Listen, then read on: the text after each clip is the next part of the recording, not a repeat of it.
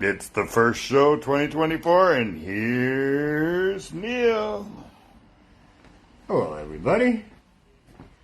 Haven't seen any of you folks since last year. Oh my goodness. I hope you're all doing fine.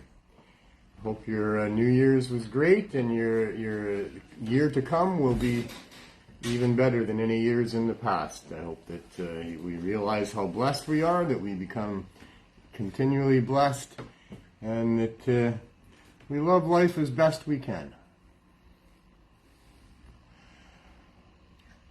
THC Show today will be brought to you by me, your host, Neil Magnuson. We'll have 8 out of 10 Glen for the 420 session and beyond. And a visit to the RV, the Ganja Mobile, the CSP Mobile, whatever you want to call it out there. A little bit about our out-of-town CSP stuff. And what I wanted to do today was a bit of the recap of the CSP, where we're at and how we got here. I'm not going to go through the whole thing there. I just thought I'd do a little bit of CSP by the numbers. You know, it's been in another 2 months or a month and a half from now. What are we in January now already? So 1 month from now, it'll be 7 years completed of operating the CSP. I guess the big bad news this year heading into it is that we still don't have legitimacy after 7 years. We've been demonstrating daily for the last 3.5 years the effectiveness of cannabis. Excuse me. God damn it. Sorry about that. Without any complaints or any problems. In fact, the model that we came up with 7 years ago of making it as simple and easy as possible for people to get access to high-dose cannabis worked exactly as we thought that it would, or we knew that it would. Over the course of time, we've helped thousands and thousands of people.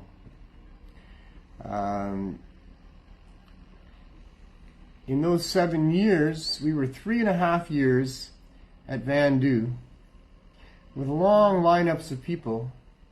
For the first year, once a week. For the second and third and half of the fourth year, twice a week. Hundreds of care packs given out every time. Then we moved to Cordova Street, into the storefront for 5 months. Then, because the federal government just can't seem to wrap their brain around the fact that what we're doing is helping people during a public health crisis, we had to move into an RV. We've now been 3 years and a couple of months in an RV, parked half a block away from the police station. Still illegal. Not able to move back into the storefront because the municipal government won't provide us with that piece of paper with a signature on it until the federal government does. Despite the fact that our application to the federal government, once that we had to put one in over 3 years ago, last September, despite the fact that that application was virtually bulletproof, somehow Health Canada managed to say that they were denying our application. I couldn't be more outraged. I couldn't be more disgusted. Frustrating as hell. Makes no sense until you start realizing where it's all making money. During that time, we've given out, conservatively speaking, 15 to 18 million milligrams of cannabis, edibles, ranging in potency from 5 milligrams for one little gummy to a couple hundred, 250 milligrams for some of the other things that we've had for people. No one's been harmed. Some people eat too much and they don't have a very comfortable experience with it, but they're not harmed. The only harm happens if they decide not to try that again. That harms them because it can work for probably just about anybody. And it's too bad if you get scared off by having eaten too much the first time. We try to make sure that doesn't happen here. But other than that, there's been no problems. You know, like the problems they have with other substances in our environment? Prescription medication causes us a lot of problems. It's legal. People get the medication prescribed to them, and it still causes us lots of problems. We all know about alcohol. Alcohol is great for some people. Adds to a nice evening for many people.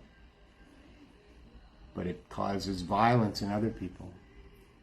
It causes people to lose their inhibitions, which means that they're more able to be nasty and crude and violent than they otherwise would be. And we all see the effects of that, and there's statistics about all of that.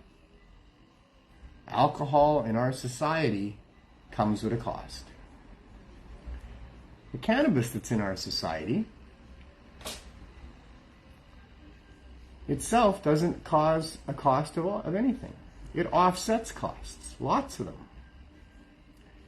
There's a huge cost involved in the government trying to keep people from having it, that's for sure. But the actual cost to society from people having a puff of some of the sacred herb is not zero. It's far less than zero. Because cannabis can diffuse violence. Cannabis can induce sleep. Cannabis can return a person's appetite. Cannabis can distract from pain. Cannabis can elevate a person's mood. And cannabis can help people focus. All of those things comes with an absolute net benefit to the user and to society. So there's no justification for your public servants to be using your tax dollars to prevent you from accessing cannabis, because there are no associated costs because of that. It isn't dangerous to you. It isn't dangerous to society. It's simply dangerous to the bottom line profits of the pharmaceutical industries, textile industries, all sorts of industries that don't want to have to compete with an unpatentable product. A natural plant that can produce fibers, fuel, medicine, food, etc., etc., etc. That's the reason for it being demonized and prohibited. The demonization was all lies. This should have been glorified.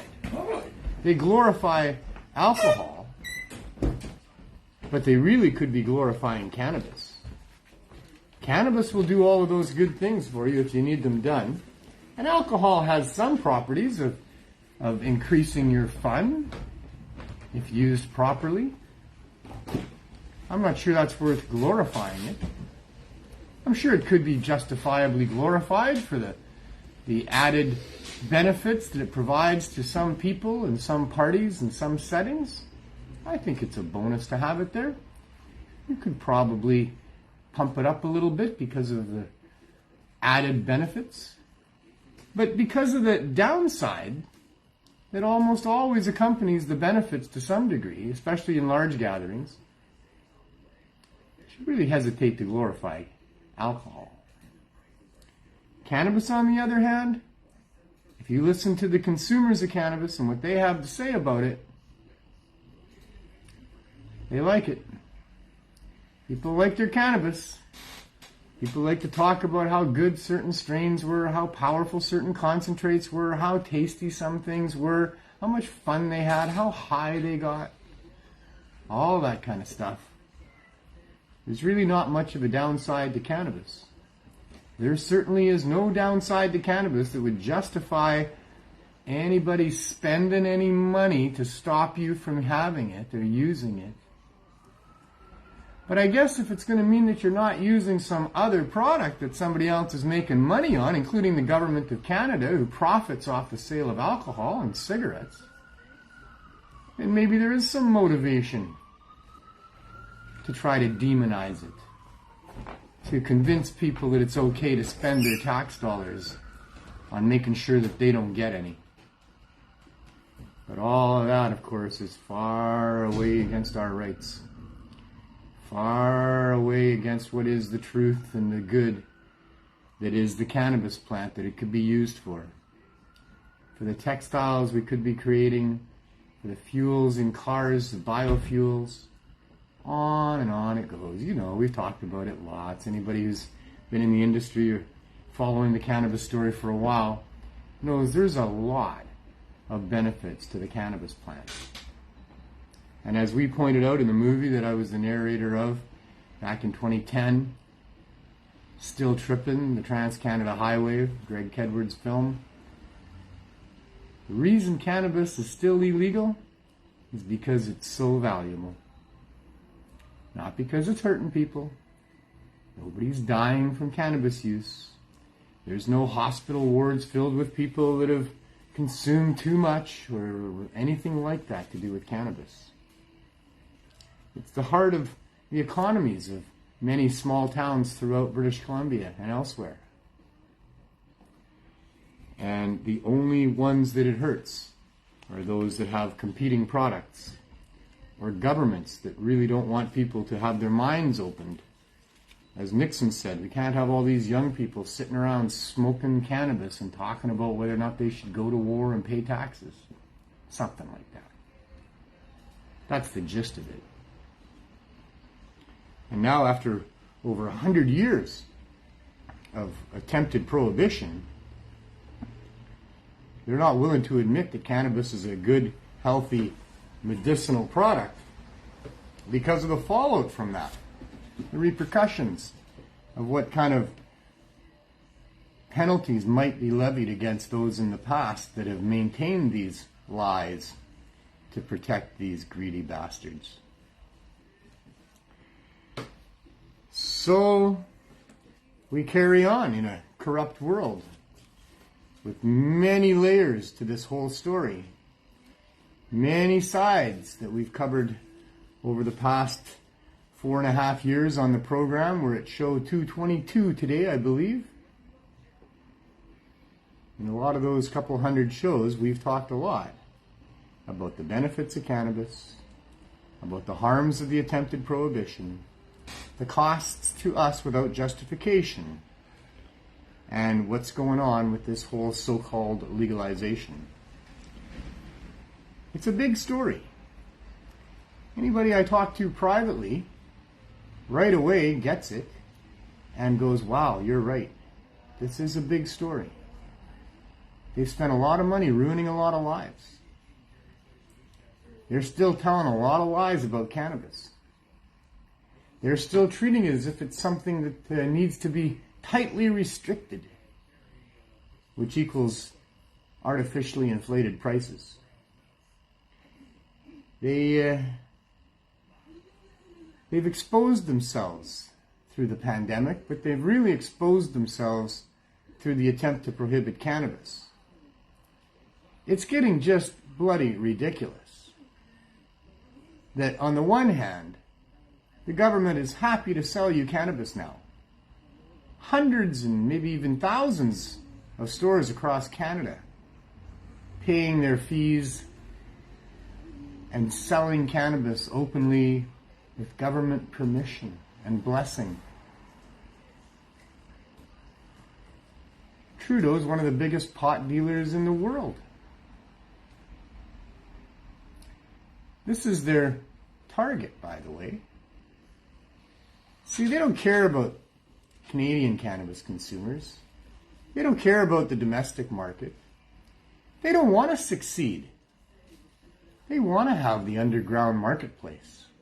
They want to have growers growing against the cartel's wishes so that they can have all the mechanics of prohibition still operating. All those people and groups making money off of prohibition for the last 100 years in Canada didn't want to lose that. So the Trudeau cartel says, we can keep you happy too. We can make sure you're all still in business. We'll even up the amount of tax dollars that we're going to put into this enforcement of our cannabis sales. It's just a protection racket. It's plain and simple. It's as clear as the nose on their faces. It's a protection racket for their own business. And they're running the protection racket not with the profits from selling cannabis, but from tax dollars. Taxing it so they can punish us for not using their cannabis. Meanwhile, what they do care about are their rich, greedy, multinational corporate friends who've got dollar signs in their eyes, and they're looking at a global cannabis marketplace. That's their goal. That's what they care about. They want this model of so-called legalization adopted around the globe so that they can sell them cannabis. Government makes lots of money taxing the cannabis. The corporate retailers make lots of money selling the cannabis at extremely high prices. And they don't even have to worry about licensing their own producers or anything like that, because they've already used Canada as a place to start setting all these things up. They estimate that the global cannabis marketplace will be worth a net $50 billion in 2 or 3 years. They estimate that within 5 years, that number will double to $100 billion. Because they're going to foist this fake legalization on the rest of the world, where people can consume cannabis, if obtained through the government cartels, at ridiculously high prices, and essentially just pay a big fine up front for choosing cannabis. 419. This is serious, folks. This is much bigger than just Canada and some poor people in Canada who think that they deserve to have access to one of nature's best and most helpful plants. That's our fight here. The poor people, the sick people, they should be able to have cannabis provided for them by farmers that would be willing to grow it inexpensively and bring it to the marketplace, similar to other fruits, vegetables, and herbs. And that just throws a great big huge wrench in the plans of the globalists to be selling cannabis at thousands of dollars per pound around the world, all with government blessing. This is what we're up against. This is what is at risk here. We need to get low barrier access to cannabis happening in Canada to protect our poor people and our sick people, and during a public health emergency to give people easy access to the high dose edibles to get them through withdrawal. But these greedy corporations are going to fight it tooth and nail. The government's going to spend $1 million plus just taking us to court to try to stop us from what we're doing. Why? This is why. It's 420, which means, first time this year, Sir Glenn Wells is coming back in to join me for the 420 session and beyond. Oh, you're tearing the place apart already here. How are you doing? Yeah, I'm the destructive producer. Right? Right? Well, that's probably my fault. You didn't have it all cleared out ahead of time. Oh, it's all right. You know, I got paper bags and things in the background here. Yeah. And it's 420 backwards if you do 2024. Right. Yeah. Right. So there must be something. We're going to see that as a good omen. Hey, that's 420. Hey. We're live. Sorry, that was my kid. Sorry about that. Happy 420. Some people are aware of there's a show going on, and some people aren't. So, anyway, where were we? Oh yeah, what are you smoking now? I'm going to be smoking some blackberry punch. Blackberry punch with some butter in it and some diamonds. So I got my regular mix. You do? That was exactly right. Some of the good things that we sell here, and It is got a nice spread of some beautiful live rosin. Oh, you've been putting rosin in your joints lately, eh? Oh, you want to know how many stores are in Canada? I did it while you asked. Right. 3,800 as of August 2023. Government stores, all paying fees to the government. This legalization turned out to be a really good scheme. As of late August 2023, there was more than 3,800 legal recreational cannabis stores in Canada. Wow, eh? Just start doing a little bit of math on this stuff. Canada's got right now 1.5 billion grams of unsold cannabis just sitting there getting old and brown. Yeah. Yep. When we could be using it, giving it to people that really need it to get off opioids and stuff, right? And we could be making edibles with it and all kinds of stuff to help out people. Don't try to use logic, Glenn. This is definitely a logic-free issue. The whole attempt to prohibit cannabis does not make any sense, but it makes a whole bunch of money. So, therefore, it does make sense. So has anybody reached out to Freddie yet to see what the Pierre Poilievre's view on cannabis is on his platform? Because he would be our man to do that. He was so thorough with the liberal, Well, all he did was read the liberal policy and believe it. Yeah, well, that's a lot of reading. None of us believed what we were reading. Okay. That was the big difference there. Eh? Yeah. I don't know if, hey, how are you doing, Sadie? I don't know if Poilievre has written it all out or not. Yeah. But the Liberals had it in their website. Freddie just read what was there. Yeah. It said strict regulations, protect the young people, highly taxed. We didn't believe it. I mean, to be honest, I read it. I read it, and I thought, well, this is just what they have to write down there. Oh, so that they can so that they can get away with doing it. But in the actual rolling out of it, the actual practice of it, that won't be what's going on. That's what I thought. That's what you thought, eh? Boy, was I wrong. Yeah. Happy 420, Michelle. Michelle Foster says happy 420. Happy 420, everybody. Yeah. Oh, man. So, and how do you feel about the courts turning over the thing about being able people don't smoke their drugs right in front of your door? I think the courts had to do that. Do you think they had to do that? Mm-hmm. All right. I think the provincial government's way out of line. Yeah.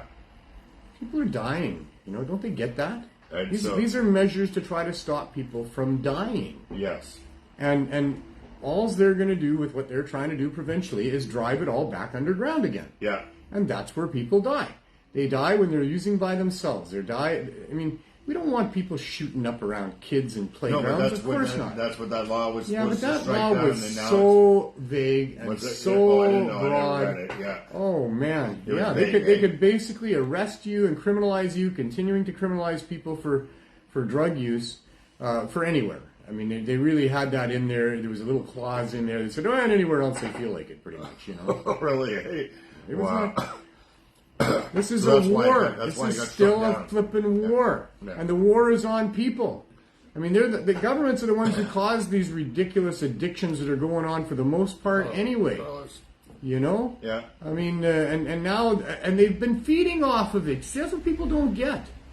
They get lost in the idea that these public servants are actually trying to solve a problem that that they didn't cause. That they're just trying to help and they're disgusted by drug use and drug users, and they want everybody to quit and just use nothing. And it's all a smokescreen. It's all a bunch of BS. They love drug-addicted people. They love having a crisis of opioid overdoses that they can use to get political points on and use a whole bunch of tax dollars to line the pockets of their friends with. They've absolutely monetized this situation. If they had any inkling of actually wanting to help and solve it, then they would have had discussions with us several years ago. I wouldn't have got stonewalled at City Council when I went there and held up a pack of high-dose edibles and said, this is the real safe supply. Yeah. They would have gone, oh, tell me more. Yeah. Tell me more. They kind of did. Well, not at City Council, not that time. Oh, not that time. Not that time. Eventually, right? Oh, yeah, eventually. 2.5 years later, they passed a motion in the city of Vancouver to support what we were doing. Whoa, wow. That's what they did. 2.5 years. What did that mean? What's the power of that motion? Well, we thought it was powerful. We thought it was like, okay, Win. let's and then we met with the city and agreed that we'd find a storefront. We'd get those poor people from having to stand for hours in all kinds of terrible weather, lined up for blocks, and get a storefront and serve 8 hours a day and not have that problem. We had the meeting. We found the storefront. All of a sudden, city licensing is going on. No, you have to get a license first from, well, they said the province. And then the province wasn't a license to be had. So then it was the federal government. So we did that. Now the city, upon us putting that application in, should have given us a temporary license. They could have, and they should have. Oh, yeah. But they decided they'd wait for Health Canada. Yeah. Health Canada responded to our application long before we got evicted from the store, saying that they would try to process our application in a timely manner. The only thing I was timely was the city. Went 2.5 years because even Health Canada still hasn't done it. It was Wow. months before we had any conversation with Health Canada. After they said that, they just went silent. They went dark, and then they have a meeting with us in December. So we put the application in September. So September, October, November. 4 months. Until December. And nothing happened. I mean, they were supposed to quickly get that processed so that we wouldn't get evicted. But by November, they hadn't done it, and the city followed through, or, my lawyer followed through on the threats from the city. Yeah. That's what happened. Not my lawyer, my landlord. My landlord. Huh. He followed through on the threats because his lawyer Said he better do that. Or he could lose his property or something, right? Yeah, they're threatening the property or what have you. Afternoon, Douglas. So- Happy New Year, buddy. So then we have to get out of the store, waiting for Health Canada, and now it's been over 3 years. Yeah. And we're still here. We're still out of the store. We're still in RV too. If they had any inkling of wanting to actually help, first they'd come and find out for sure if what we're doing is helping, and that wouldn't take very long. And we already provided them with a lot of testimonials and evidence and letters from doctors and things, so not hard to figure out that what we're doing is actually helping. Their concern is that we're not using all legal product. And what is that about? Huh. Like, what is that about? When most of the product that you have is from a legal grow up, right? Like that has ACMPR, has an MMAR, or has a Section 56. People that have licenses, not corporations. So it's legal buy. You're allowed to grow 4 plants You're here not going in down the British street Columbia. to buy it, right? It's ludicrous. What is that about? Why do they care if all the product that we're providing here at low barrier is legal product? Is there a problem with the non-legal product? Has there been problems? We haven't suffered any of that here, so we're not an example for them of a reason why we would have to use all legal product. I mean, I'm okay with using legal product, but mostly because I think they should just make our product legal. That the people that are growing for us, they deserve to be legal. They certainly don't deserve to be illegal for growing plants. That's ludicrous.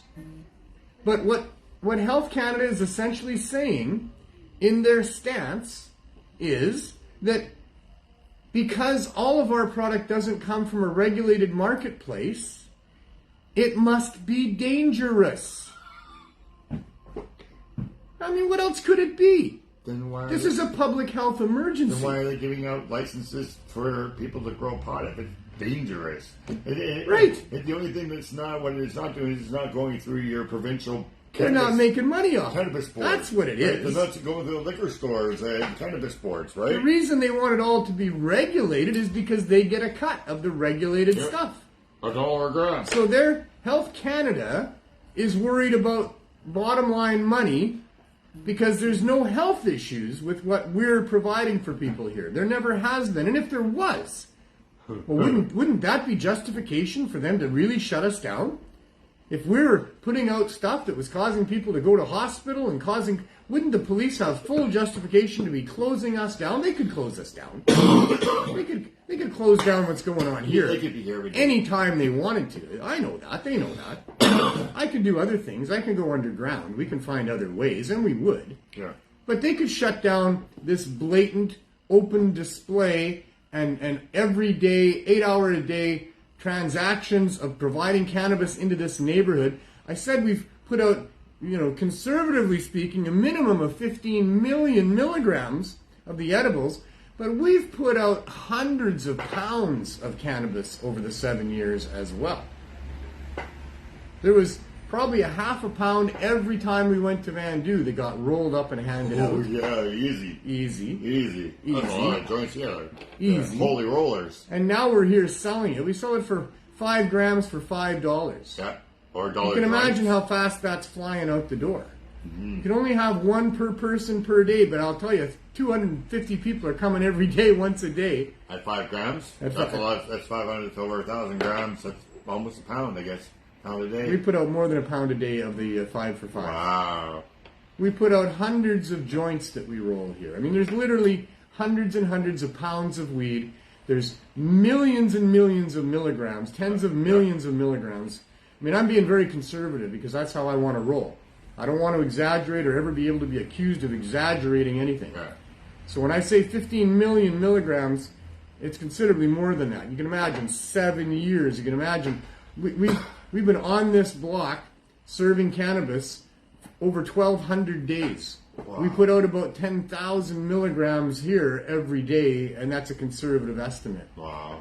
So nobody's getting harmed, which brings me to question number 2 of the government's concerns. They have only 2 concerns. That's why they won't give us a license. That's why they want us to stop.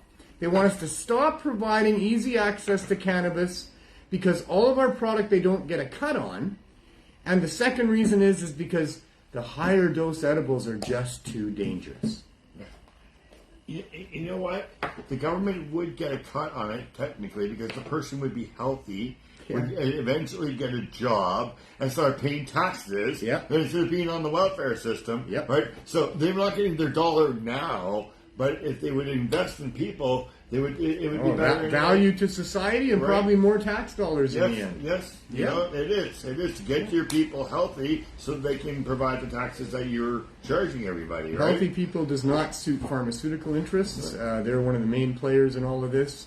The money's just too good, I guess, and the players involved are just too unethical, and they're willing to do what it takes to bribe or threaten the politicians that are holding the levers of power. Because, like I said, none of it makes any sense, but you can sure see where it's all making a lot of money. Yeah. It's so ludicrous to say that you can't allow people to access through a storefront the retail sale of higher dose edibles because they're too dangerous. You can go and buy whiskey, vodka, all kinds of stuff like that. 100 proof in Alberta. You can go and buy commercial tobacco with very little redeeming qualities, and it kills a whole bunch of people, and it's the number one reason that people are put into hospital, those CPD. So, it's like these things are costing us a whole bunch of money, yet they're allowed.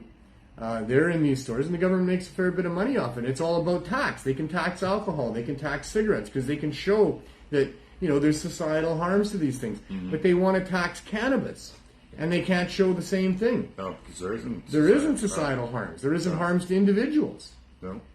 But it's about money. And these high-dose edibles, roll that around and think about that for a few minutes. They don't want people using high-dose edibles without a doctor on board. No, sorry. They don't want people to access through a retail storefront high-dose cannabis edibles without a doctor supporting their choices. So it would be like a prescription thing that you would go in, and if you have the letter from your doctor, then you're able to get it.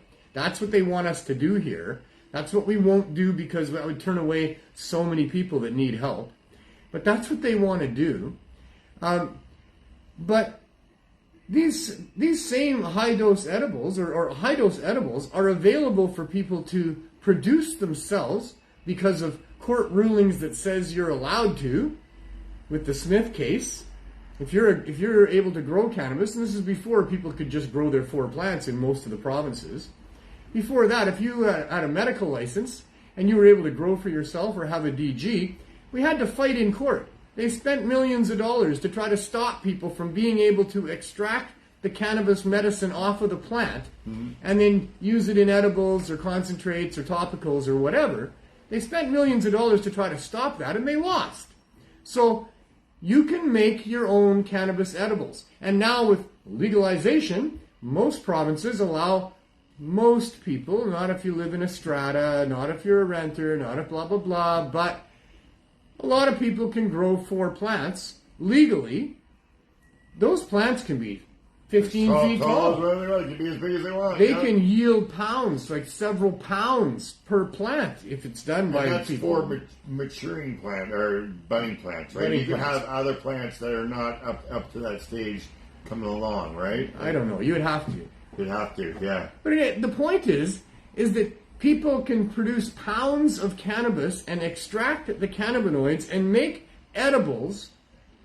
And if they were actually dangerous, then where is the uproar? Yeah. Where is the government pointing at all of the people that are harming themselves by making edibles that don't know what they're doing? Where are all the dead people reports of cannabis overdose on the news and you know and online and everything? Where are those reports? So you can find out that there's been an increase in people going to hospital because of edibles, and especially children, since legalization. Yes. But what you need to understand about that is that there's not more people and they're not having problems. There's the similar amount of people, we would imagine, but now it's not illegal, so you can go to hospital without fear of losing your job or whatever else might happen to you. You go to the hospital because you've eaten cannabis edibles before legalization, and you might expect that there's going to be a policeman showing up at your bedside there with, giving you a fucking charge.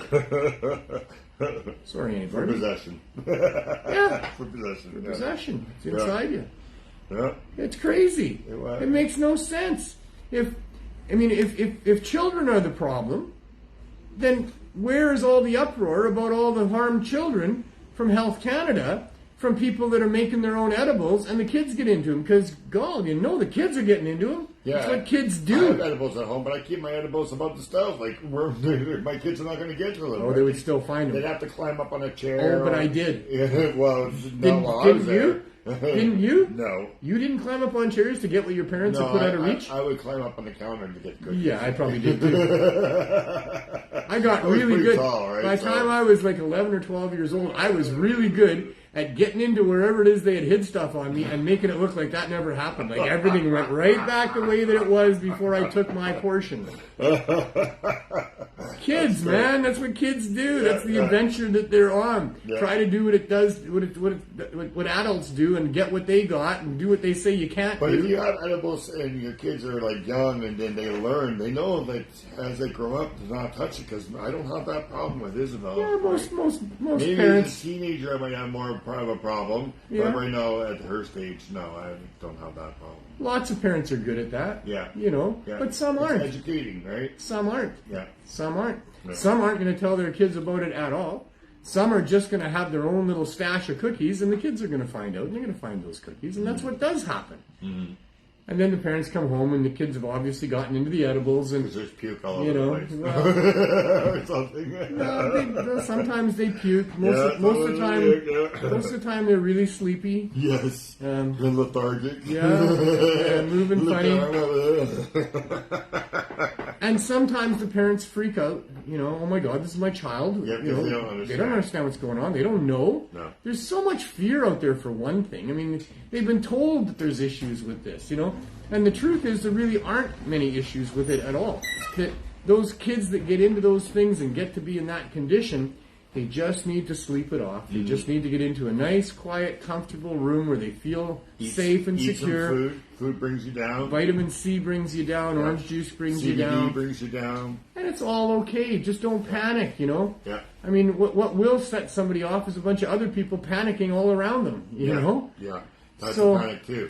And they've learned this at the hospitals. They really don't do anything for you. They put you in a quiet little room there and let you sit for a while and, Go to sleep. put some music on, ask if you want an iPad, Put on some Pink Floyd. And then a few hours later, you're okay, So if there was serious issues, with edibles being dangerous, we would know about it. And they would let you know, I'll tell you, they'd be using all these examples. It's been around for 100 years. We have some really good stories of it. All they got is vague innuendos. Yeah, well, we know about PCP and stuff like that because of the stories of people robbing banks and going crazy and think that they're inhuman because of the PCP. So we know about those kind of stories, but you don't hear about that. Meanwhile, not promoting PCP, but meanwhile, thousands, tens of thousands, more than that, used PCB and didn't go crazy and didn't rob banks. Yeah. But every and any story that they could latch onto, if they could associate drug use with something horrible,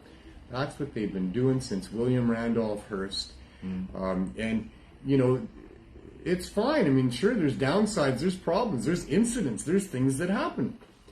But so does it with alcohol, and so are there really sad stories with a bunch of pharmaceuticals, over-the-counter and under-the-counter prescription. There's a whole whack of problems. Whenever millions of people are using anything, there are some serious problems that you could point to and say, you know that 25 people died from toilet seats last year in America? Wow, out of billions. I think they should be banned. Toilet seats? You should not have toilet seats. But you know what the problem would be is that then people would fall in and they'd get stuck in toilets, and then there'd be those statistics, and then they'd have to come up with some other way. And eventually you're back to having toilet seats on there with a little warning. Don't clean the toilet with the toilet seat above your head because it can come down and smack you on the neck and kill you. And you drown. It doesn't happen often. No, they specifically designed toilets so that it's really difficult to drown in them. That's it? Yep. Okay. Because there's a lot of people this way. There's a lot of people that use toilets to try to extricate the amount of alcohol they shouldn't have drank. Yeah. And they pass out on toilets like that. But they made it holding it. Holding the toilet, hugging the toilet. Because it's cold. You can drown in toilets. It does still happen, but it's a small amount of people because they modified the toilets to make them harder to do that. You know, they had to. Wow. And that's what you do. You know, you don't ban toilets. That wouldn't be the right thing to do either. Yeah. And we'd have people going in each other's yards and all kinds of other things going on. You couldn't go for a walk in the woods anymore. Find random holes in the middle of nowhere and step into them or fall into them, and it'd be full of shit. Everything would be like, ew, you know. Nobody wears shoes in houses anymore. The animals all have little slippers on because they're walking around in people's piss and shit out there. There'd be a lot more quicksand out there. So the answer is not to ban toilets. The answer is not to ban toilet seats. The answer is to just, you know, if you have information that you think other people don't and they're going to get hurt without it, give it to them. And if we become a society and we elect people and we pay them to look after our needs, well, those people should be figuring out that kind of stuff and letting us know. So, you know, a warning on the toilet seat if it was that big a deal. And it's not that big a deal. That's kind of my point, too. 25 people dying from toilet seats in United States in a 12-month period. There's like 350 million people using toilets 3 times a day on average, each of them. Or maybe more. You know? So these are not big numbers. Just like when they were, you know, all so upset that there was hundreds of people dying, you know, of COVID during that season. Well, hundreds of people die of flu every year. Yeah, there's more people dying of diabetes and stuff like that. We got hundreds of people, literally, that die from alcohol poisoning. Not getting behind a wheel and killing yourself and other people, unfortunately. Just drinking too much. But just drinking too much. Yeah. Hundreds of people die every year in British Columbia from that. You don't hear about that. They don't tell you about that because the government sells alcohol. They want to show you commercials of people having a good time with alcohol. They want to allow their alcohol to be promoted at Canadian professional sporting matches. That is outrageously disgusting. And the thing about alcohol is that you can black out and continue to drink alcohol, whereas you can't eat as much edibles and fall asleep and continue to eat edibles because you're sleeping. You got about 25, 30 minutes to fill your face as best you can with as many edibles as possible. Yeah. And it's still not going to kill you. No. But after that length of time, continue to eat edibles while you're not after that. I know because you're going to not once they start kicking in. An alcoholic can black out and continue to drink, not knowing what they're doing because their body is in a blackout, right? So wow. Wake up, people. Yeah. When are we going to solve it? Another year down. I mean, the big up, news people. is, You know, and what I was going to start the show was today was that the big news to start the year is that things are still the same. Yeah. That they're still wasting money trying to prohibit people from accessing cannabis properly, and they're still glorifying alcohol like as if there's no problems with it. You know how many rapes and things like that happen because of alcohol? No. 2 drunk people Yeah. can easily result in a rape. Wow. Happens lots. Some of it gets reported, most of it doesn't. People are embarrassed, they, whatever. They don't even remember half Because the your time. inhibitions are gone, That's right? right. That's what it so does. the guy says, oh, you're not being serious. You're drunk. I'm going to just do what I want to do, right? So, yeah. Alcohol is a much bigger problem than what they let us in on because they're profiteering on it. Mm-hmm. In any case, welcome to the new year, same as the old year. Let's see if we can't make a difference this year. We have court coming up Yeah. in March. We're less than 100 days into that. You said March 26th to the 31st, right? No. Yeah. Maybe. No, maybe. I don't know. Hello, Michigan. Hey, Chance, how you doing? It's on here somewhere. Look Yeah, at right that. So, This is 26th, 27th, and 28th. Well, very close. But I knew it wasn't right. Yeah. And then 7 days in July for the actual hearing. This March set is the preliminary hearing. And the July ones go to the 31st. That's we'll go to the I- 31st and 1st Yeah, in all July, right. from the That's where I got 23rd mixed up. until the 1st of August, with a little bit of a break in there for the weekend. So we'll see what we can do in the courts. And August 1st actually is a holiday, so it won't be August the 1st. August 1st is BC Day. Right. Good catch. I just caught that. Yeah, good catch. Yeah, August 1st is a holiday, so it can't be the 1st. These lawyer people, eh? Jack got that from the other lawyer people, the Crown's lawyer people. Yeah, wow. Eh? And he didn't catch it. They just focus on It took us. It took us, sharp people during our 420 break here that's now 28 minutes long. We caught it. They didn't catch it. They didn't catch it. No. Oh, man. Oh, well, I was like, wow. I'm sure. So we're going to court. We're going to court because they decided that I'm selling without a license. Well, duh. So it's not like I didn't try to get a license. Yeah. It's not like There was no... you were going to get one because it just said in timely manner. That too. Right. When we started this program, because we knew that cannabis edibles can get people through withdrawal. We had hundreds of people before that because of the herb school. Many, many people I'd met over the course of time in my life who had been there with the hard drugs, and cannabis helped them kick it.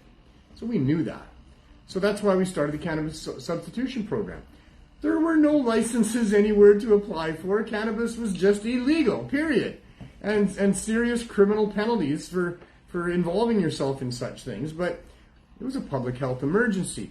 Before I did start doing it, I did try to tell, I went and told City Council what we were doing. I told you I had the care pack there. Mm-hmm. I went and told the Vancouver Police Board. I brought a lawyer with me, and we told them, this is what we're doing. We're in a partnership with Vandu. We are going to hand out cannabis high-dose edibles and flour to people. And there you go, now you know. Then we waited for 2 months for it to sink in. For a lobbyist to try to get City Council to support us. No success. But there was no licenses to apply for anyway. We just wanted the City Council to give us some sort of permission, who knows what. But there was no licenses to apply for.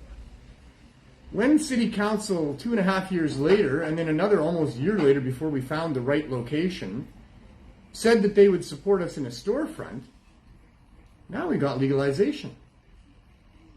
Maybe that's why they said that. Maybe that's why they waited so long. Now there's legalization. Okay, we'll support what you're doing. We'll support low barrier access, is what they said.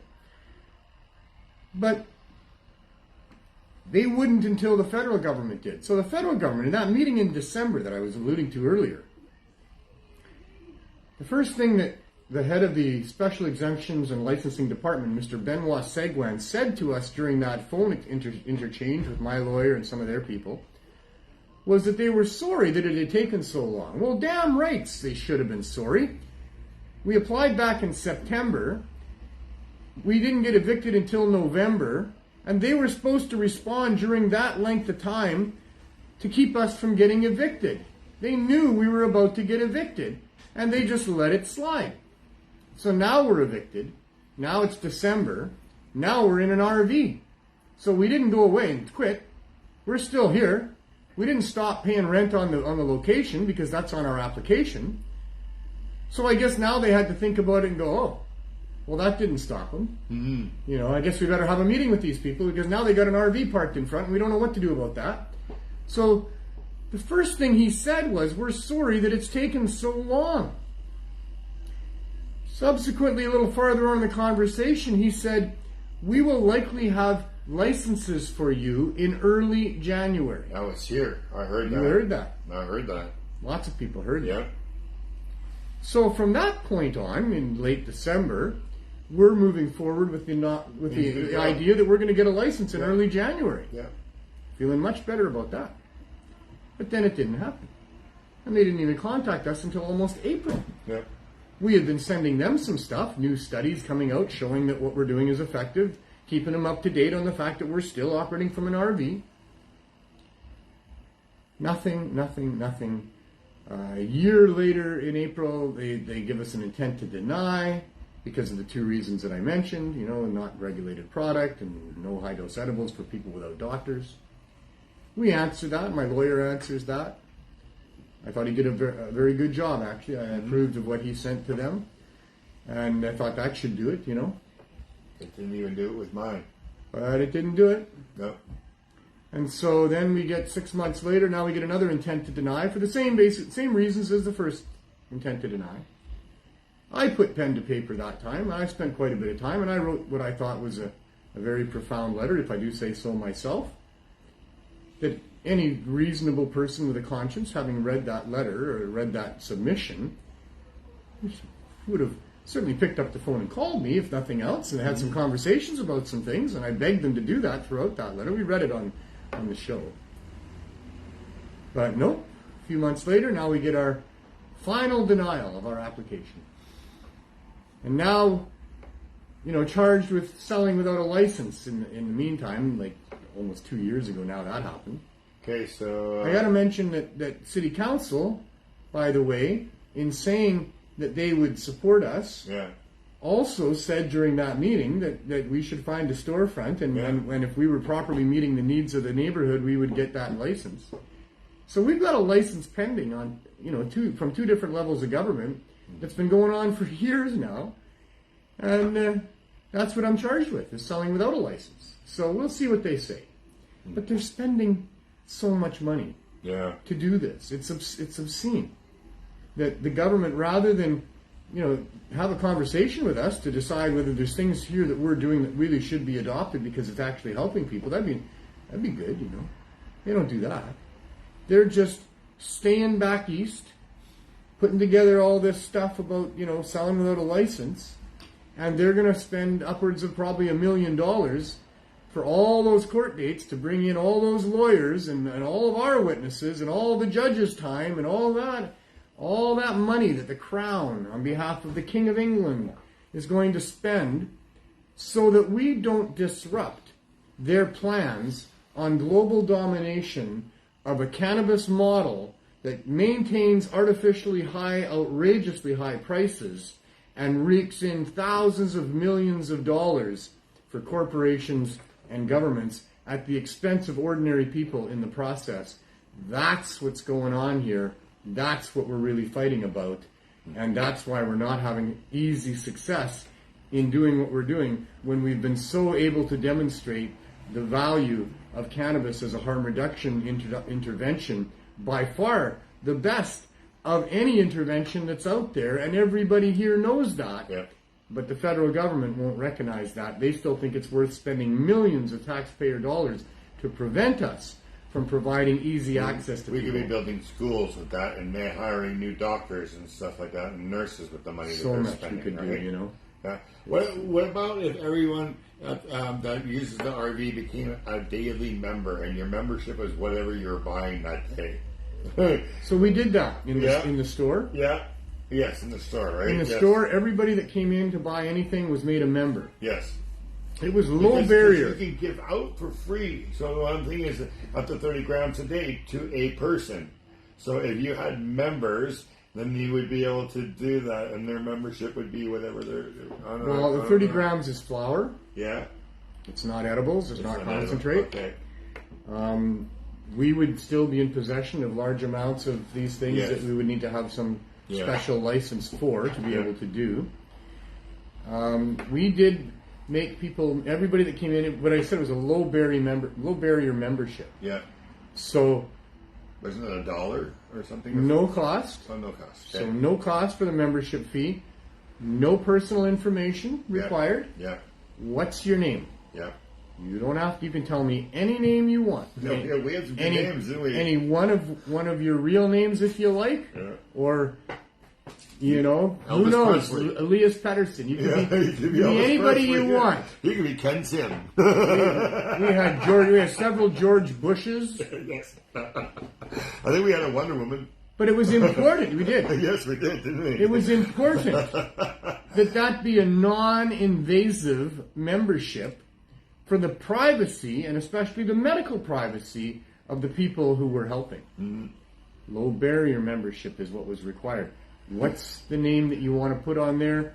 Thank you very much. Here's your membership card. This is your membership number. And Bob's your uncle. We did do that. We didn't continue that when we moved into the RV. Life in the RV is cramped, to say the least. It's cumbersome. I guess I like to refer to it as us being a little bit handcuffed in how we're able to help people. Mm-hmm. Certainly compared to the way it was to have the store, the way it was laid out, where you had room to move, things in its place and all the rest of it. You can imagine in the limited space of an RV, it's difficult to have everything you need out there. It's difficult to have all kinds of things. And so, we haven't continued. But it's a great idea. Mm-hmm. It is what was in our application. That is our application, that everybody that comes in becomes a member because that way. The cannabis laws allow you to give out up to 30 grams of cannabis, flower, each day to a person, right? Yeah. So if they were all members, and then you're not selling it, you're giving it to your members. So here's another part of the story that probably should be covered in this particular episode, where we're sort of just recapping all of the different dynamics of it. And that is that what happened when we started selling cannabis, which we needed to do because definitely donations would not sustain paying thousands of dollars of rent on a storefront, and the hydro and the upkeep and the staff, because now we're 8 hours a day, 7 days a week, people have to be remunerated for their time. I mean, we didn't do that at Van Du because it was just twice a week for about an hour and a half, and everybody was volunteer, and that's that for that. But if I'm going to rely on people to come in and operate a store 8 hours a day, 7 days a week, that requires that people be remunerated for that, and so they should be. Why the hell wouldn't they be? Yeah. And we have a minimum wage here in British Columbia, so I tried to honor that. And so these costs had to be covered, and we just simply didn't have donations that would cover that. Yeah. It was difficult like crazy. You can't imagine, to bring in enough edibles to satisfy 200 or 300 people twice a week for 3.5 years at Van Du. We thank the supporters that help us do that. Oh man, without amazing donators, that would not have happened. No. And nobody gave me cash for the most part. These were edibles that we were given. We weren't in a position to take cash. I never solicited for cash. You've never heard me ask you to send me a cash donation. No. Because we've set up a society to try to house the cannabis to be legitimate. We couldn't get a bank account. Yeah. Because our mission statement is to provide cannabinoid therapeutics for people for medicinal value. Couldn't get a bank account. I don't want to bring in money donations when I can't be responsible for it. I'm going to be, everybody's going to look at me and go, oh, look at all the money you got there. So we never asked for money donations, and I wasn't about to start doing that because we had a store. Yeah. And I don't think it would have worked anyway. How many people are going to give you money so you can pay thousands of dollars over and over and over and over again every month, you know? Not going to happen. I mean, maybe if we had a big fundraising arm or something, but to do that, you need to be able to have a legitimate bank account. You need to be able to be a society that can take in donations and give out receipts for them. Yeah. So I've never asked for that, and I never did. So what happened was, and this is what I think we need to cover, is that we decided we had to sell cannabis, but I knew that I didn't want the Cannabis Substitution Program selling cannabis, because that could really threaten its ability to exist, and it was important that it be able to exist in the form like what you were saying. We're just giving it to people. Yeah. We could maybe get away with that. But if we're going to sell cannabis, well, now we're going to ruffle some feathers. And so I wanted to separate the CSP from the sale of cannabis. That's from the healing. So that's why the Healing Wave was created, a compassion club that sells cannabis for profit, to be able to cover the costs of running the whole thing here, and to be able to subsidize the CSP in whatever way that is needed. And so that's what I did, and that's what we do. But the reason it's important to mention here on this show is because at first it was just simply to be able to cover costs that were necessary to cover. That's why we did it. But what transpired is that we got to meet a whole new group of people that weren't coming to get free edibles from a group that were giving it to addicts to get them off of drugs. We met a whole new group of people that were struggling with addiction, that were secret about it, that came from all the different areas of town and demographics of the society, that just needed discreet dispensing of the edibles to get themselves worked off of these other drugs. And I realized quickly the importance of having that separate entity provide for those people, because those people are at serious risk. And that's what's happening. We all know this, that the opioid overdose crisis is affecting people from all walks of life, and they're using alone because they're not able to share it with their families or anything like that. They're hiding. They're doing it in secret. And they need to first off know that cannabis edibles is the route to get them through withdrawal. It's a great help, puts you mostly to sleep, gets you through those pains and the rest of it. And that's how so many people have been successful getting to the other side. We have 270 members that have used it to get off the hard drugs and use only cannabis products. And so all these other people need to know that that works. That needs to be publicized. And that's not happening anywhere near like it should be either, other than we talk about it on this show.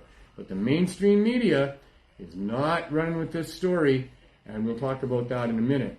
But the other thing is they need discreet dispensing. They need a place they can walk into with, they're obviously over 16 years of age. They've got a baseball cap on. They've got some sunglasses on there. They're not having to show ID.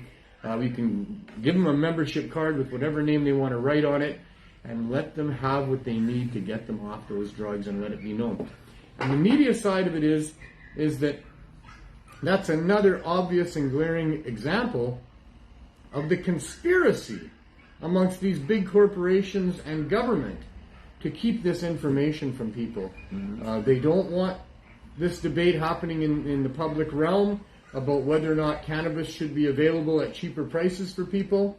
About whether those edibles so we can get a lot more people off opioids. Exactly. Yeah. They just don't seem to want 10 milligrams ain't going to do it. We've had journalists that have come and interviewed us and been excited about the story only to have it quashed at the editor's desk. Yeah. There is an agenda of the mainstream media to support the government legalization and not want to rock the boat the way that we think the boat needs to be rocked, the way that we're trying to rock the boat. I have signs out on the RV letting everybody that drives by know what's going on here as best we can. Sometimes I increase my signage depending on what's going on. But really we should have the mainstream media doing regular stories on our journey here and make it a story that's alive in the public's mind. And that's not happening. So the conclusion I draw from that is that there must be some profit involved. There must be some benefit involved for the mainstream media to be wanting to shut out what the opposition is to the government legalization plan. I think they want advertising dollars. I think maybe the ownership is involved in shares of cannabis, or maybe even in owning cannabis businesses or whatever, legal ones. But we don't get the coverage that we deserve here. No, this is a big story. Yeah. So we're here every Tuesday, 4 o'clock. And we're here doing our thing with the RV and selling cannabis and giving it to people that need it for free. 8 hours a day. 8 hours a day, 7 days a week. Yeah. 365 days a year. But this year will be 366 because it's a leap year. There's 29 days in February this year. I see. Yes. Wow. An extra day. I love Chris Backer, the day after Christmas. And I guess he was wrong about this because with the leap year, it would have been 365. Yeah. But I love Chris. I got you corrected too, so because it is. Here you go, Chris. Here's your comeuppance from the headquarters of the CSP. He posted the day after Christmas, 364 days before next Christmas, and some people already have their lights up. I know. That's what you call jumping the gun, eh? He's such a funny guy. And on that note, I'd like to give a shout out to the other CSPs that have happened. That's sort of the end of the story. Although the story isn't in its end, it's still going on, and that was the big news. We're still doing what we've been doing, and we don't have resolution yet. But over this past year, we've seen we just had the celebration for Surrey's first year of being in operation with the CSP. Congrats to the CSP in Surrey. Chris Backer runs the CSP with his wonderful volunteers and donators on the East Coast in Halifax. And they have now passed it on the same date, by the way, as the Surrey date of when they started. I don't know what there is about that date that inspired people. Hard to say. December 17th. But isn't it? Something like that. Yeah, spread around that date anyway. Yeah. And 4 years for Chris in Halifax of having people come and line up on a weekly basis to get care packs of edibles. So wonderful thing there. Newton has surpassed the 6-month mark in there. So this past year saw Newton start up. They've got every CSP is going to be different. The neighborhoods are different. The people running them are different. The way they evolve is different. Newton, really, really thrilled to see that Bridget and Gary, hi baby, have got a church involved. Mm-hmm. Gary plays music at this church. He's a musician, long-time rock and roll musician. And that's good. And church, so he has church involved is good. So they gave them more donations this winter to give out than the house could handle. Oh wow! and so they're going around with these buggies, these wagons, to all the different areas in Newton. They're from Newton. They know the area. They know where these people they hide. The addicts, the homeless people hide from the bylaw because the bylaw will roust them wherever they see them. So they've got little places in the forest and little places in behind parks businesses and in parks and stuff. And Gary and Bridget know where to find these people, and they do, and they have, and so wonderful going on there. Langley with the Heisenherd people is going full steam, and I'm told they've got some great plans. Very honored and privileged that they started what they're calling the Magnuson Foundation of all things. They have my blessing on that. We talked about it. They're going to only do good things, and I believe that. And so very thrilled that that's happening. There you go, right there. I got a toque that says you want to put Magnuson. that closer. Oh, yeah, there you go. There you go. Now they can see it. Isn't that something, eh? Yeah. There that doesn't warm your heart, Yeah. And in Newton, Gary and Bridget provided me this lovely hat here. And then we have we're going to show cards. We might show Gary's card too. There's the Newton CSP one. There's a whole bunch. That's the only cards I got. So yeah, great stuff going on there with the expansion. We did just send a care pack off to Ottawa. Yeah. So if you're in the Ottawa area, look for help if you need it, or to help if you can. So a new one starting up in Ottawa? Starting up in Ottawa. We'll Who's keep you posted on that. I don't know. You don't know? Okay. Rosie knows. Oh, Rosie knows. Okay. Rosie knows. All right, Rosie knows. And we did put together a care pack for them. The Tubes and Tubes event was a huge success. Tubes and Tubes, yeah. We raised more money than we were expecting, Yeah. and the other CSPs got to benefit from that, and that's part where of that. Money went, right? Surrey decided to use the money they got from it to send off to Ottawa to use for shipping or whatever. I don't know. Very good. That was nice. Yeah, and Bridget and Gary, they bought some sort of a machine for helping to make with their edibles that had broken. Oh, good. And so that was awesome That's on that. good. So really good things happening to help people all around. Thank you, everybody. So many, 7 years is a long time worth of donators, and then all these other people are taking up the torch and running with it. So grateful and so thankful. And we'll change the world, folks. We really will change the world. I think that we're going to have the court case help us a lot with that, and other court cases coming up this next year. This should be a big year for the movement for low barrier access. Ted Smith is going to have some of his stuff coming before the courts as well this year. There's some other things, and we'll keep you updated on those as they come forward as well. So that's kind of a wrap up of where we're at with the CSP and with our legalization moving. 2024, we still need more. Apparently, we still need more. We need more. More donators. I remain hopeful. Hope is kind of my middle name here at the Truth, Hope, and Change show, and I hope that before too long, it's long overdue. I hope that we can have some sort of a revisitation of our democracy here. It's time for that. It's long overdue for that. So many issues where our public servants find themselves, I think, in areas where they were never meant to be, interfering in people's lives in ways that they were never meant to do. We need to rethink what we want as human beings, as free, sovereign human beings in a society, in the way of some public servants who can help us with some things ethically, reasonably, inexpensively. We've got good people. We can run it like an efficient business instead of like a slush pit for hogs and pigs and greedy corporatists. We need to change the way we spend our money. We need to change what we spend our money on. I hope that we can revisit what this democracy is supposed to be, with limits and accountability and transparency that don't exist to date. I hope that we can have a government in the future that has compassion for the poor people, the people that suffer and struggle. I want my public servants, or our public servants, to be focused on that. Let's help those people be good, tax-paying people yeah. that we don't have to spend a lot. Invest in the poor, and you'll get more. Yeah, invest in our young. Yeah. Invest in the next generations to come. Tell us the truth. Protect us from the real dangers. Yeah. Don't side with evil.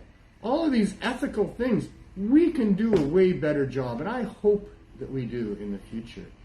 I hope that our economy thrives, that because we could embrace cannabis, and not by collecting a whole bunch of tax dollars on artificially high prices, but by allowing farmers to grow it as a crop and bring it to market and glean somewhat better value than they are able to from the crops they're currently growing. But we still want those crops too. But I hope that we can have regulators that properly regulate on behalf of the public and not the corporations that are being regulated. I hope that we can end wars and end hate. It's a lot to hope for. But I think that's what all of us really want, or most of us really want. I know some people want to maintain hate, and I know some people profit off of wars. But the vast majority of us, that's who I'm talking about. I'm not talking about that less than 1% of people up there that make their money off of people's misery and make their money off of wars and hate. I'm talking about the majority of us human beings, those of us with a soul, with families, with feelings. I don't think we want to live in hate. I don't think we want to live in fear. I think that we can do this as a people. But we all have to work at it. We can't be just complacent about it and let it go where it's going to go. Because if we let it go where it's going to go where the big money drives it. It takes people who aren't in it for money. It takes people who aren't in it for credit to further the issue, for the poor people and the sick people who really don't have much of a voice for themselves. The downtrodden, the marginalized, the people facing barriers are the ones that have been used and capitalized on and stigmatized to make money for the corporations and the governments. They're not in it for us. I don't think that they are. The first lesson of revisiting our democracy is to understand that you cannot trust governments and that corporations are the enemy. And we can move forward from there. I hope we do. I hope so too. I hope that we have hope. I hope we don't lose hope. Well, this is the year Hope of the is so dragon. important. 2024. So then the year of the dragon is supposed to be a year of change. And yeah, so I'm told it's a good year for me. Born in the year of the rooster. there you go. That there's something in there. There's something in Well, there, eh? I've got something I've been working on for a while, I didn't hear the crow about. and I'm hoping I get to crow about it. There you go. So other than a short visit outside, which we'll do in a minute, there's one more thing to wrap up the year. Yeah. You want to talk about those guys? I in the still ski? want to talk about the Canucks. Where's your scarf? Where's the scarf here? Scarf's over there. Is it over there? All right. Cat's probably sleeping on it. Probably. But this is the year of the Canucks for sure, in a hockey year. So far, so good. You know, we reached the new year with the Canucks still sitting number one in the West. Yeah. Just a couple points, out of the overall in the NHL, and that's nothing. Best overall, lots of things going on. It's kind of a dream come true, but I'm not buying it. I'm not buying the hype. I think they're going to have a great year. We're going to the playoffs at least. We're going to the playoffs. We are. That's for it. sure we are. How far we're going to go, we don't know. We're either even larger disappointment looms. So I'm not buying it. Maybe not. Maybe I will not be hurt like that again. They got a fantastic team. They are fun to watch. I hope it's a great second half of the year like it's been to the first half of the year. Me too. And who knows what can happen. I'm not saying it can't. Just saying I don't think it will. Not going to get excited. Not putting down any money. I'm not a betting man anyway. Not on anything that hasn't happened yet anyway. You want to bet on that? No, it won't be. Well, that's true. You want to bet on your betting? You're a betting man? Because I think it's okay if you got extra money. It's probably okay to bet. It's probably just a form of entertainment. But it's insidious and it hurts a lot of people who can't afford it and think that maybe there's a gold mine at the end of that ticket. And the lotteries are the worst thing to bet on, and gambling in general. You bet food, treats, duties, Reputation, grams, integrity. You don't need money. My grandfather, Diamonds. my grandfather had a gambling problem. Yes. And it cost him everything but his wife at one point in his life, and then it cost him his life later on when he was mugged for the money that he had won in Chinatown that night. Oh, wow. And, he didn't die that night with the mugging, but he died about 6 months later of a heart attack after having over 150 stitches in his head. Wow. And so I credit that, and so as a young man, I made up my mind. If I wasn't 100% sure of something, I wasn't betting on it. But that eliminates sports. That's why I'm not an alcoholic, because my mom grew up with alcoholics. I've seen her get beat and stuff like that, so I ain't going to be doing that. No. No.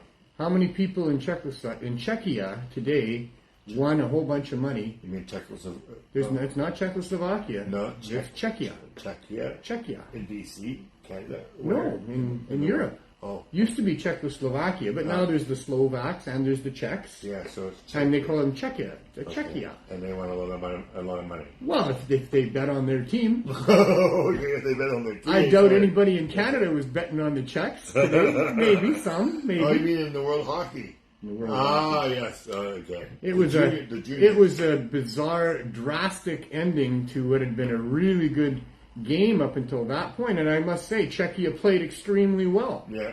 I mean, the third period was owned by Canada. Mm-hmm. They peppered that end zone with shots, but probably 3/4 of the shots or more were blocked by the players. Those players were incredible on both teams. Wow, yeah. Congratulations to the Czechs. I mean, holy smokes, they played so well.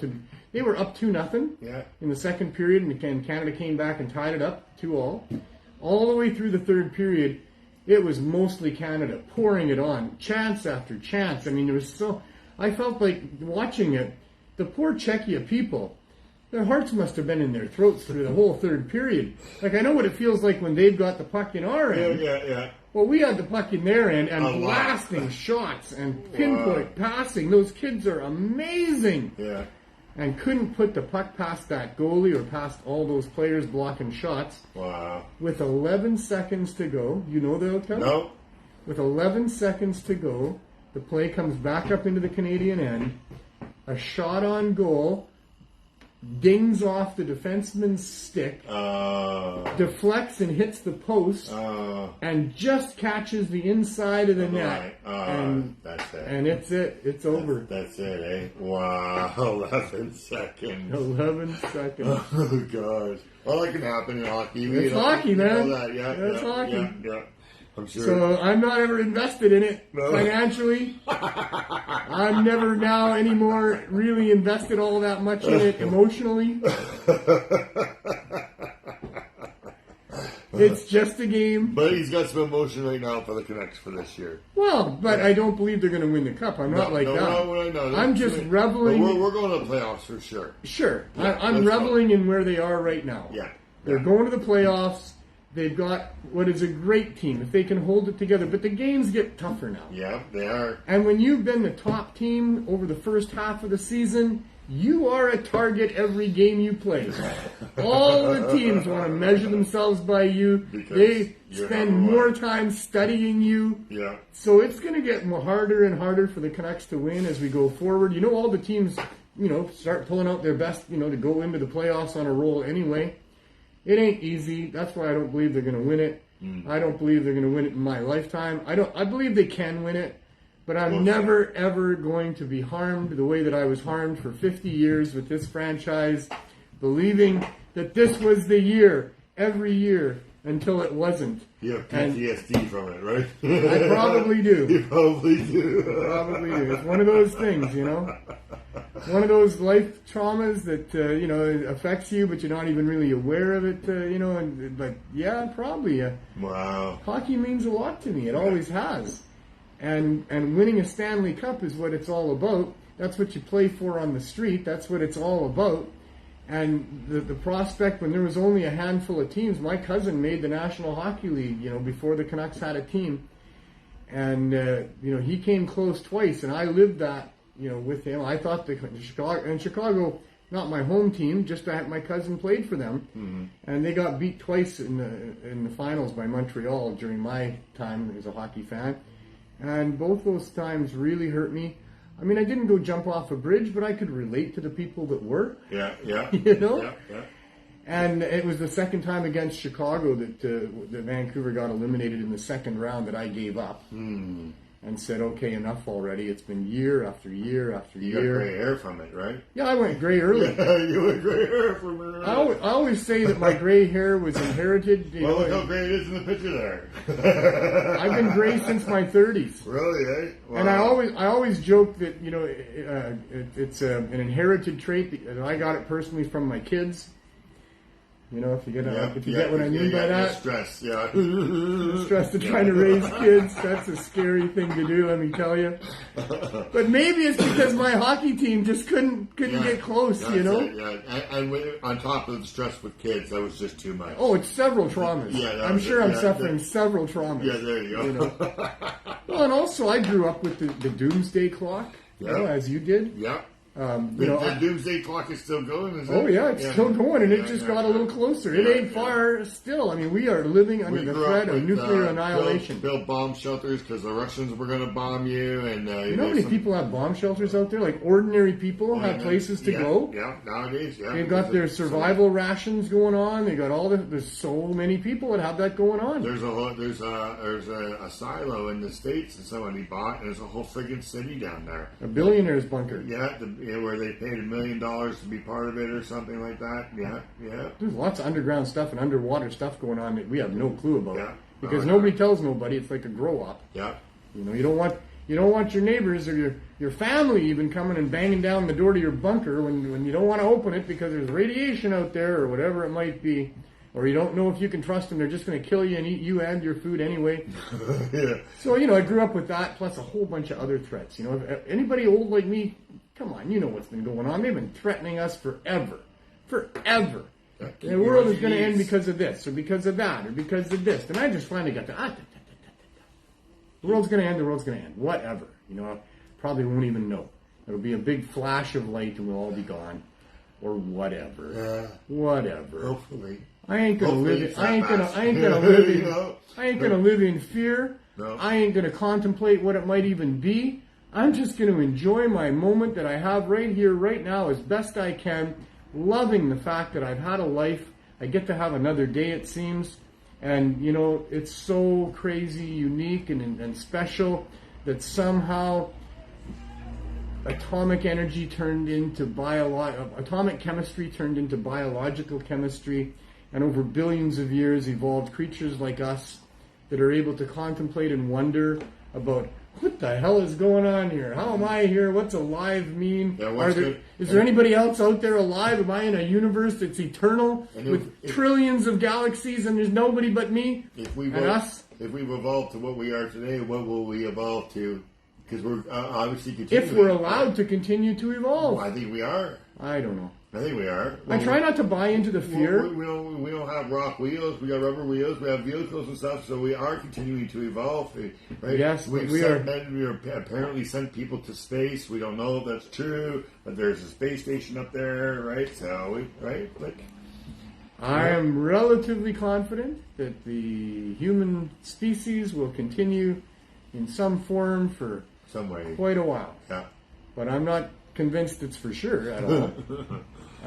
You know, I mean, I don't want to start laying out all the scenarios. Yeah. I don't spend a lot of time thinking about them, but enough to know that there's scenarios out there where it's over. Yeah. Some of them created by us, some of them are created by the intelligence that we've created, some of them are created just simply by a universe that is dangerous.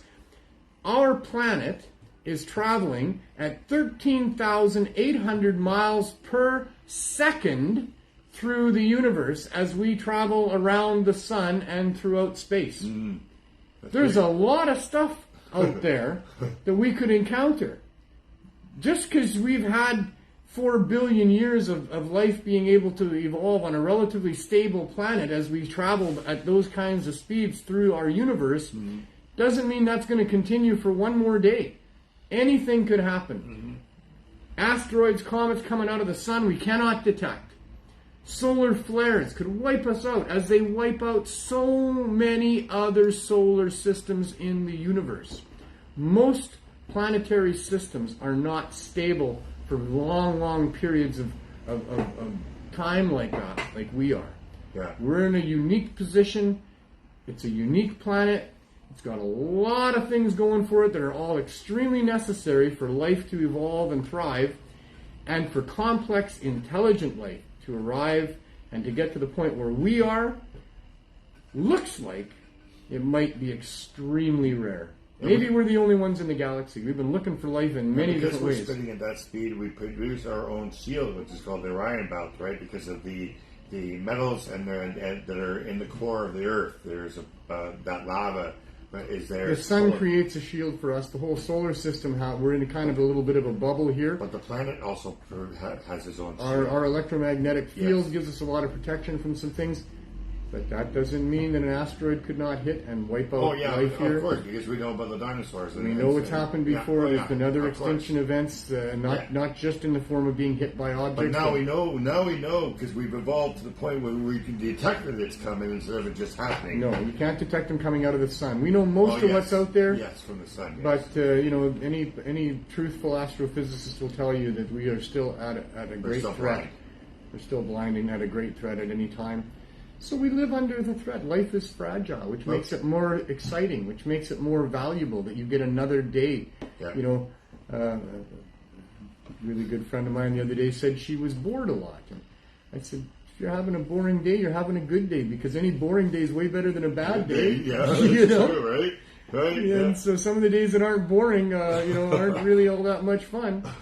So be happy that we have stability, the ability to have boring days. And if you're really bored at any time, man, with the internet, how could you ever be bored? But with nature, how could you ever be bored? With the mind that we have and the things that we have, you could start contemplating and pondering so many things that aren't boring. I just don't know how anybody has time to be bored. But if you do, that's great. If that's because being bored is nice once in a while. You're just, you have not much to do. That's Unless okay. you're one of the people who are bored a lot, and then it's not so Yeah, nice. and then they should really have a look around. Yeah. Have a look around. But if you live in a farm and there's nobody around for miles and miles and miles, no matter how hard you look, there ain't going to be much to do unless if you've already done it. So right? nowadays, that's not true because all of these farms are connected to the internet. Yes, well, yeah, I'm just saying. Yeah. All of these young people sitting on their tractors, driving them, plowing the fields, they're all on their smartphones. Computerized. They Yeah. all got Google. They can all think. The imagination allows you to go anywhere you want. Yeah, you got VR. Static life, you go from point A to point B, but with imagination, you can go anywhere. You got VR now. VR too. Right, But that's just in your imagination, right you there. start thinking about something, and then you go, hey, what does Google say about that? Yeah. Ooh, wow. But What now a- you can do and that it- leads you to something else, and that leads you to something with else. VR. Sure. Right? You can with VR go talk to Albert Einstein. Sure. Right? Whereas you can read his quotes online in the meantime and see some Yeah, of but his with the videos. invention of AI and, I understand. and these things, you can actually talk to these people. It gets more and more interesting all the time, doesn't it? Okay. We'll all be walking around like How zombies can with these anybody big be bored? goggles on, like, right? I don't get how people can be bored in a world with the internet. Yeah. I mean, and then there's 3 billion websites. I don't know how many billion were. I do because I looked it up You recently. looked it up recently? 3 Yeah, billion. there's like 3 billion websites out there, and a couple of them got to be interesting at least. Wow. Well, there is the cannabis culture one. Sure, Yeah. 100%. Facebook, fairly interesting. Matt Hatter. Yeah. Shout out to Matt Hatter. Shout out to all of our Happy New donators Year, again. John. Shout out again to all of our donators. It's kept this going. The ones that are helping these other places, please help these other places. They're not in Vancouver. I talked about how hard it was here to maintain all of these donations that allowed us to keep it going long enough to be able to get to where we are now. That was not easy, but we're in Vancouver. It's a lot easier here than it is anywhere else. So if you're able to support these other CSPs in the other areas of Canada, please do that. They need help. Absolutely. I mean, I had some friends of mine that were really skeptical about maintaining this, Yeah. that said, there's no way you're going to be able to maintain donators keeping your program going for very long. And you have. And we did. Yeah. But That's I'm so telling nice you, of they weren't far from wrong. There were times when I really had to scramble. I'm not a hard sell on people. I don't believe that works out very well in the long term, so I tried not to do much of, if any of that. But boy, it was a bit of a struggle to keep enough coming in that we could satisfy the lineup. And when you don't satisfy the lineup, that's never good. We never felt good about that. No. So thank you so much to all of you. You all know who you are. The donations continue to come in here to Vancouver.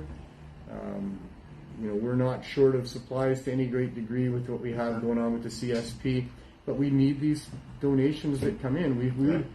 We would be short of donations real quick We didn't have the if supply. they dried up, Yeah. for sure. Yeah, we're not on supply. So enough. thank you.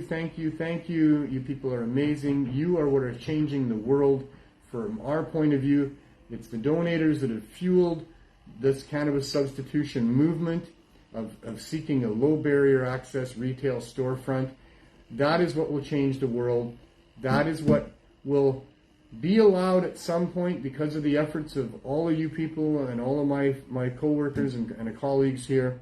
We will get low barrier access in storefronts eventually. Maybe not in my lifetime, but we will eventually because of all the people that are involved in this. And this is the front that needs to be won. And when we win it, that'll change the world for sure. Your We'll make it a neighborhood, much better place. your neighborhood will have a low barrier access cannabis store where you can go and get what you need without spending your whole month's lunch money or whatever. We'll have fun doing it. We'll have fun doing it. All right, let's All right. let's go I'll outside go for a back few to the minutes. producer stuff. Yeah, while you do the talking. The first thing Cannabis Substitution. This is true. Thank you, Neil. Thank you, Cannabis Substitution, Surrey. Way to go, Surrey. Way to go, all of you. People. Yes. All right. We'll see you next week. So first job of my producer is to get me a coat. A coat? Right over there under your coat. Which Got what that was? I recommend you put that on too. Yeah, I would probably be good at it. Yeah. It's the first thing we do when we walk out the door, as you know, is the THC weather report, the weekly weather report here.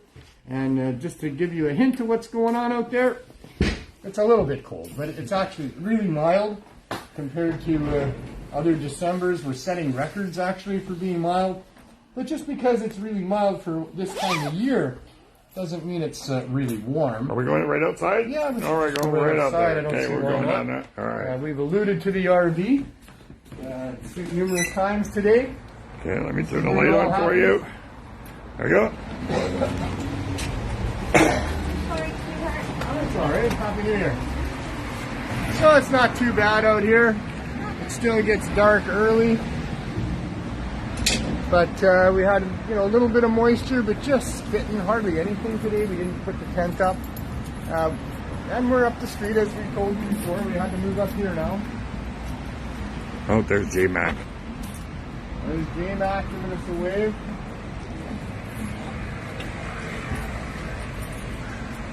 How you doing, J Mac? How are you doing, man? Happy New Year.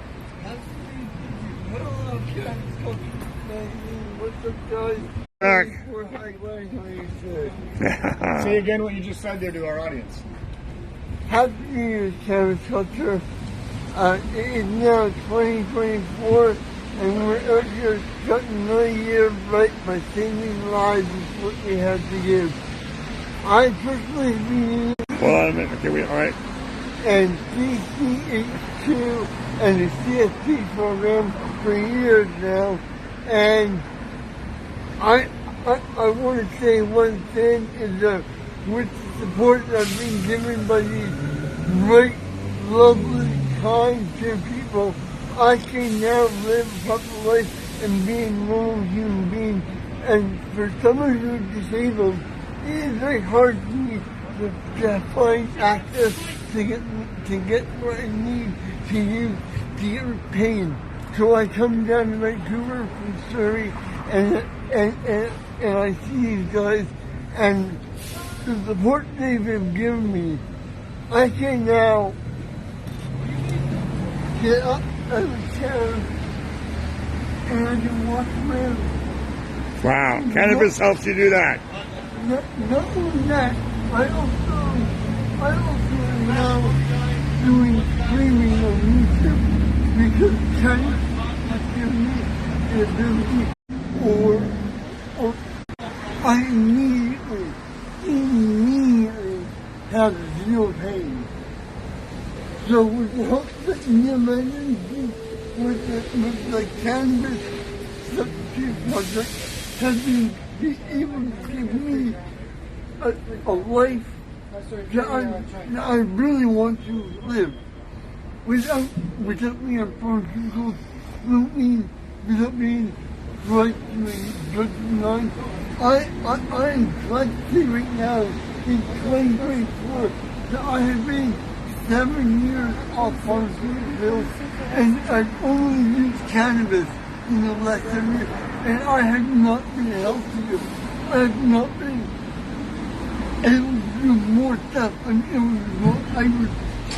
back in 2017, I did 8 months in the kitchen, and I I've never used cannabis, and because they came like that.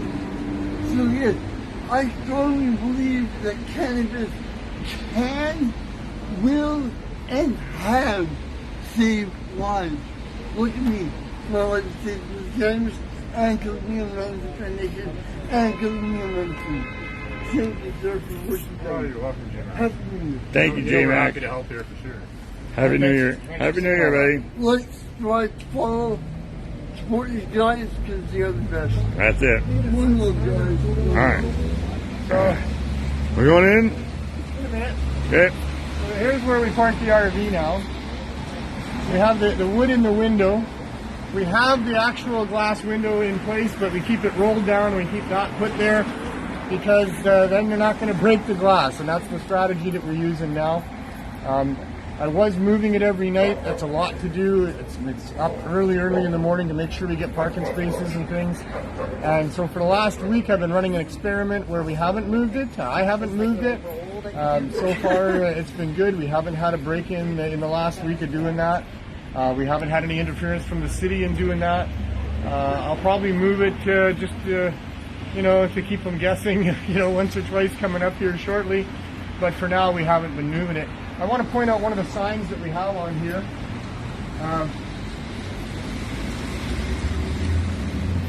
Free joint or edible is for people who can't afford $1 or $2. Yeah. Because a lot of people come here and they get a free joint and a free edible every day, and really they could afford a buck or two. Yeah. But because the neighborhood just came to believe that this was a place you could get free stuff, we get an awful lot of people asking for that, and it really taxes our ability to help those people. So we put these signs up there. It says, please help us help those who really need it. We are not funded by government or anyone else. Wow. And Except you're done by donations, which is anyone. well, not as far as the free joints and the free edibles that go So on. you're buying that stuff. We buy that stuff. Okay. The Healing Wave supports that. Yeah, because we talk about donators, right? So, yeah. So anyway, that's just one of the things that we try to do to keep things. We did put a bit of a dent in how much we're being asked for, but we do give out an awful lot here. Right. Let's go the other way. These poor people, they pull up to the red light, they have no choice. They have to read the Have to read your signs, you know? sign, yeah. That's it. They know what's going on.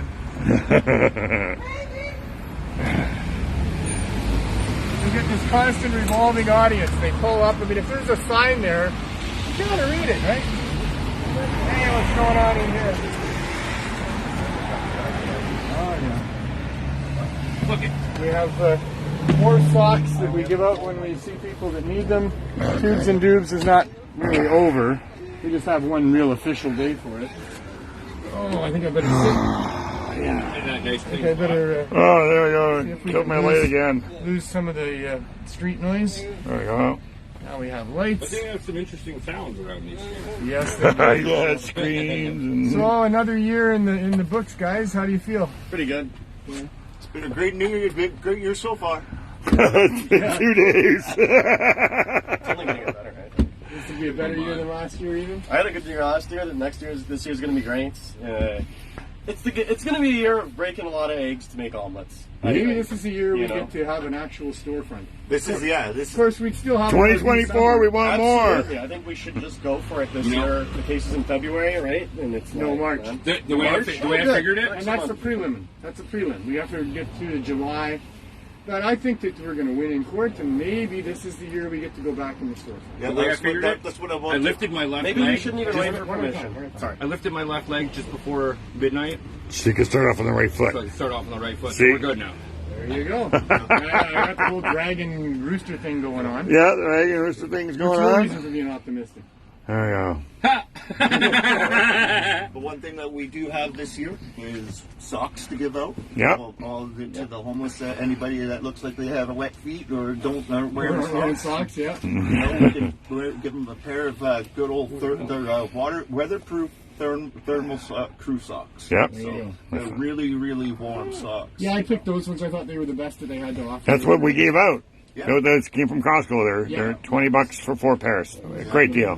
Perfect. Great deal. And they're warm. Yeah. $20 for 4 pairs? Yeah. You mean $19.99. Wow. Neil, you definitely need those donations. You're paying $5 per pair of socks just to give out. No. Yeah. Well, that's We're what. not. Yeah. There's only 4 pairs of socks. Oh, you got 6 pairs. No, they're 4 pairs. You're right. They're 4 pairs. They're You're $5. right. Yeah, I but thought each one still. of these was a pair. How about that? No. But still, How about that? $5 a pair for Okay, we need warm more wool donations socks now. is not bad. It's not a bad You deal. definitely No, need it's those been a really donations. good year at helping people for sure. It was another good. How you doing? Good, how are you? Pretty good, thanks, Lloyd. We're on Pot TV right now, by the way. Hey, Lloyd. Hey, Lloyd, say hello to the folks on Pot TV. What's that? Say hi. Hi, folks on Pot TV. Hi, folks. There you go. This is Lloyd Hart saying hello on Pot TV. I just coming to get my 5 grams for $5. Yeah. So happy. Happy New Year, Lloyd. I'd love to be able to have guest appearances like that. Yeah, if you like laughing. No, it's been an amazing year. We got a bunch of clothing and blankets that we gave out. Some of those cat mats were really helpful. We cooked dinners for people. We're going to do one more coming up here in a few days. If we have one more turkey to go. We didn't get it done on Monday, Yep, so we're going to get it done coming up. You know, I think a random day other than a New Year's or a Christmas is a good time to have a turkey dinner for people, because there's lots of other people serving food up on those days. So we're going to have one more of those. We're really looking forward to another good year of helping people, and we're hoping, we have lots of hope, that the government helps us do that. Yeah, but I want spirit dollars. I don't want real dollars. So that can happen if we get lots of help. If they don't help us, if they don't hear much, then maybe they won't do much. It really takes people reminding them over and over again that this is what we want, this is what we demand as human beings, is that we have this type of access, not in an RV, but in a storefront that would bring dignity to people who fully deserve it. So be part of this move to get what we deserve, to protect ourselves from out-of-control public servants in many areas. This is a movement that will help that. So do your best. Have as much fun as you can. We'll see you next week.